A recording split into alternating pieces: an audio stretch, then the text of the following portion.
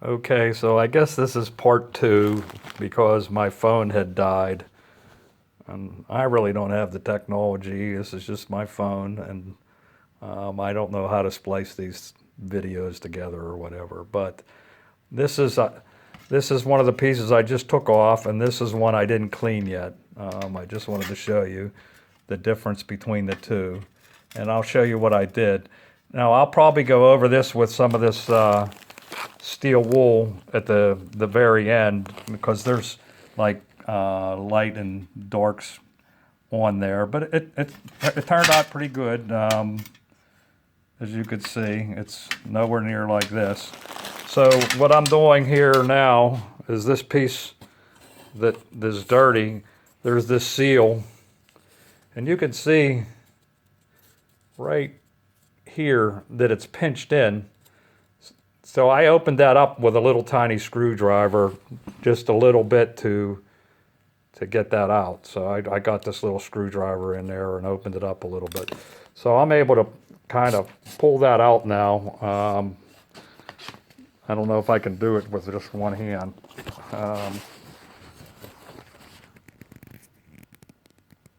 It's coming.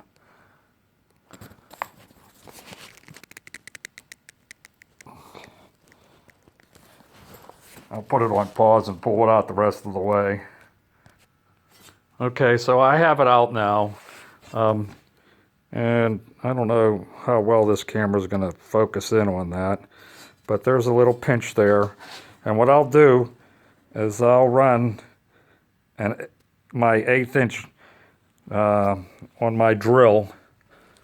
I'll run it down into the top of that to clean it out, because the next one will be really hard to get in there if you don't clean that out. And it's really hard to pry it open. I just clean it out with, there's some burrs in there and stuff. So once that's all cleaned out, my next step is I have this wheel that I use to take off the bulk of the stuff. So this is like a deburring wheel, and I'll just show you how it works quickly, just a little bit. So you can see what we have there. This is not, I guess in theory, it's not corrosion, it's oxidation. That's what aluminum does. I don't think it corrodes, it oxidizes. But I'll run this on the wheel for a second just to give you an idea. Now I'm doing this with one hand, so it's pretty difficult to control.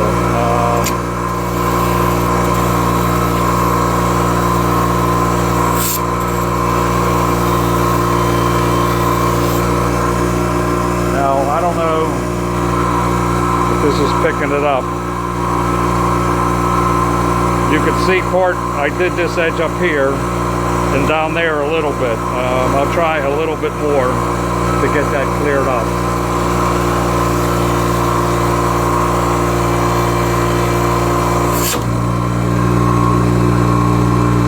So yeah, you can see it's starting to shine up, and that's where it's still corroded and dirty.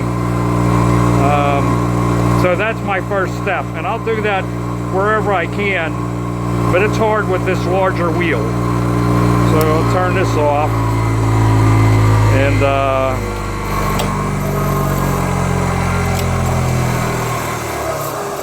I'll finish this a little bit better when I have both hands. And well, you can see it's starting to shine up.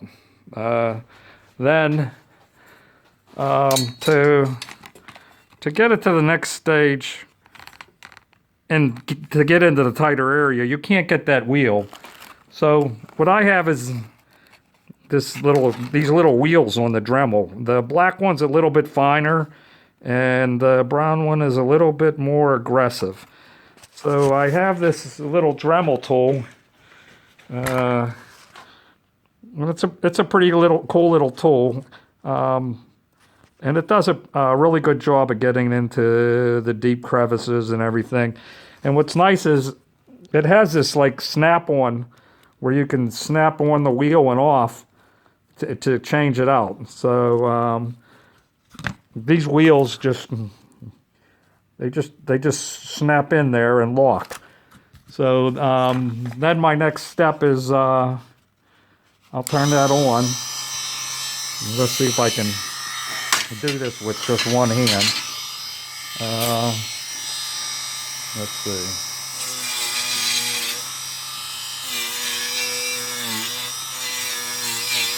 You can see it's really cleaning it up. Pretty good.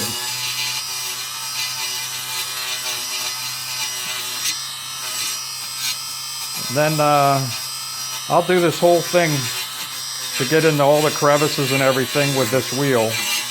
And it'll be pretty shiny, but let me turn this off. It all depends how perfect you want it. You just have to go over it a little harder. Let's see if I can see. If you can see the little like dark spots, that's where it's oxidized. And you just have to go over a little bit more to get those marks out. It'll actually take those marks out. Even if it's scratched a little bit, it'll take some scratches out with that. I don't turn that up too high because I don't think that those wheels can handle that kind of speed. But you can see it's coming pretty clean. It didn't take too long to do that. And then once I'm done with that, I'll do the stainless, well, not the stainless, the steel wool. I'll rub it all down with steel wool. And then it'll look just like the other window. And as far as putting on the seals on the window, let me put the seal just temporary on the window, and I'll kind of show you what works for me as far as getting these on, because you do. It can be tricky getting these pieces of metal on with the rubber that goes around the window.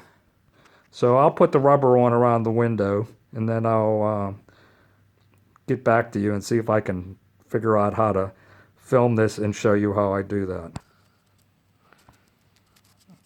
Okay, so now I have the rubber. It just fits right around the glass, as you can see. And then, believe me, it's a bit of a pain to put it on and keep it on the glass. So what I found, I'm sure people have different ways of doing it. What I found is that it's much easier to just, rather than trying to just push all this on, and what it does is when you try pushing this on, it's a really tight fit, and what it does is it pushes this down too far, and really there's a little tiny lip right here that's supposed to ride this edge on both sides. So pushing it down is kind of a pain. So what I do is I start at over here at the very end. Now, I'm not going to be able to do this just because I can't do it with one hand. But I'll start at the very edge, the corner right down here, and I'll just slide this all the way down to the end. And then I'll do the other side, and this other long slide here, and then I put the two ends on, because what I found was that when I put the ends on first, that sliding these on created some kind of like ripple, or it made it stretch out a little bit. So if I leave the ends off, the ends can make up the loose parts. It can stay on the loose parts. So yeah, I think that's pretty much it. Like I said, these little Dremel wheels are pretty cool. And Well, if you have any questions, I think that I probably could get back to you if I see them. And also, I wouldn't take both windows apart at one time. That way you can look if you get confused on how it goes back together, or maybe number them even, so you don't get too confused. And actually, the glass, I don't know if you can see it there. There's lettering on here. You don't want to put it in upside down or anything. You want to make sure when you put the right piece on that like the bottom piece goes where the bottom is, so the lettering's right and it's not upside down. Um, Anything else that I can think of? No, actually there's some other videos that are pretty informative. Don't use just this video for doing this, because I don't think that I went as in depth as some of the other videos that are out there. But this could help if you watch multiple videos, I guess. Okay, well, good luck.